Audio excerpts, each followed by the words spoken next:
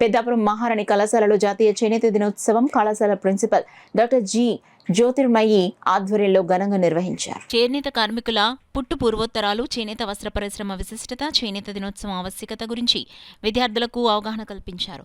ఈ కార్యక్రమంలో వి అచ్చిరెడ్డి, చరిత్ర అధ్యాపకులు S Ramarao, physics MVL Bhanumurthy, S Murthy, D Gangadhar తదితరులు పాల్గొన్నారు. సభ అనంతరం జాతీయ చేనేత దినోత్సవం సందర్భంగా చిత్రలేఖనం, వక్తృత్వ పోటీలు నిర్వహించి చేనేత వర్గానికి చెందిన కోటక సత్యనారాయణ అటెండర్ను సన్మానించడం జరిగింది. ఈ సభను ఘనంగా నిర్వహించడంపై కళాశాల కరెస్పాండెంట్ జాస్తి రమేష్ వీరిని అభినందించారు.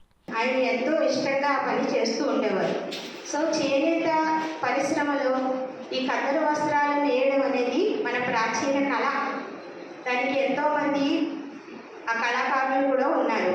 వీళ్ళందరినీ సత్కరించాలి అనే ఉద్దేశంతో మన కళ అంతరించిపోకుండా ఈ నరేంద్ర మోడీ గారు 2015లో ఈ ఆగస్టు 7కి ఈ ప్రాముఖ్యతను ఆపాదించారు. దీనికి ముఖ్య కారణము ఆనంద్ భాస్కర్ అని ఒక శాస్త్రవేత్త మన చరిత్ర మనుగడగని అంతరించుకోకుండా దాన్ని పరిశోధన చేసి 2005లో చేనేత వస్త్ర కార్మికుల మీద ఒక డిసర్టేషన్ రాశారు. ఆనాడు మన యొక్క ఆర్థిక వ్యవస్థకు చెందినటువంటి డబ్బంతా ఇంగ్లాండ్కి వెళ్ళిపోతుండేదన్నమాట. అంటే విదేశీ వస్తువులు కొనడం వల్ల ఏమవుతుందంటే ఇక్కడ స్వదేశీ పరిశ్రమలేమో ఆర్థికంగా నష్టపోవడం జరుగుతుంది. దాంతో ఏమవుతుందంటే మన సంపద అంతా కూడా లండన్కి పోతూ ఉండేదన్నమాట.